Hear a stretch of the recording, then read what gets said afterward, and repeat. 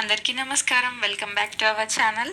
ఈ వీడియోలో కొమరవెల్లి మల్లన్న స్వామి టెంపుల్ గురించి మీతో షేర్ చేసుకోబోతున్నాను. తెలంగాణలోని ప్రముఖమైన దేవస్థానాల్లో ఈ కొమరవెల్లి మల్లన్న స్వామి టెంపుల్ ఒకటి. ఇక్కడ వెళ్ళాలి.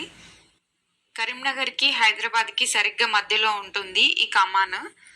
మీరు బస్కి వస్తే కనుక ఈ కమాన్ దగ్గర దిగితే ఇక్కడ నుంచి ఆటోలు తీసుకొని లోపలికి రావచ్చు. ఈ కొమరవెల్లి టెంపుల్ తెలంగాణలోని సిద్దిపేట జిల్లాలో ఉంది.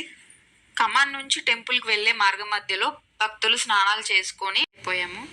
సో ఇప్పుడైతే కొమరవెల్లి మల్లన్న స్వామి టెంపుల్ దగ్గర వరకు అయితే వచ్చేస్తున్నాము. సో ఇది దాటిన తర్వాత మనకి రైట్ కనిపిస్తుంది చూడండి. ఇదే టెంపుల్ వెనకాల సూదిమాన్ గుండు కూడా కనిపిస్తుంది ఇక్కడ నుండి.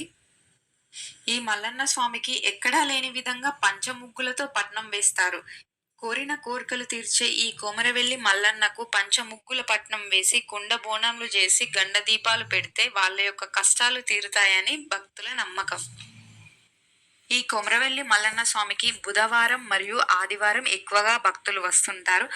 మేము ఆదివారం వచ్చాము. భక్తులైతే ఎక్కువగానే ఉన్నారు మేము వచ్చినప్పుడు. చాలా మంది తెలంగాణ సైడు ఇంట్లో పట్నం వేసిన తర్వాత కానీ లేదు బోనాలు చేసుకున్న తర్వాత మళ్ళీ కొమరవెల్లికి వచ్చి కొమరవెల్లి స్వామికి ఇక్కడ పట్నం వేసి దర్శనం చేస్తారు. మరియు సంవత్సరానికి ఒకసారి ప్రతి సంవత్సరం బోనాలు చేస్తారు ఈ స్వామి వారికి సట్టివారాల్లో. అంటే డిసెంబర్ నుంచి ఉగాది మధ్యలో ఇలా స్వామివారికి బోనం చేస్తారు. మేము 5 సంవత్సరాలకు ఒకసారి పట్నాలు వేస్తాము. సో దాని తర్వాత ఈ స్వామివారిని వచ్చి దర్శనం చేసుకుంటాము. ఇక్కడ గంగిరేగి చెట్టు కింద పట్నాలు వేస్తాము. మేము మొన్ననే రీసెంట్గా ఇంట్లో పట్నాలు వేసాము. అందుకోసమే ఇప్పుడు ఇక్కడికి వస్తున్నాము మళ్ళీ దేవుని దర్శనం చేసుకుందామని.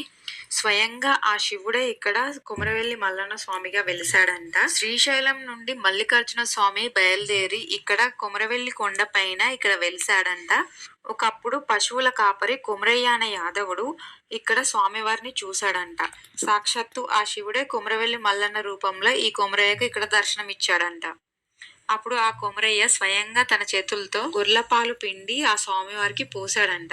కొద్ది రోజుల తర్వాత అక్కడికి వచ్చి చూస్తే ఆ స్వామివారు లేకపోవడంతో చెట్టు అంటే రేణి చెట్టు ఉంది. దీనికి చుట్టూ ప్రదక్షిణలు చేస్తాము. 5 కానీ 3 కానీ 9 కానీ.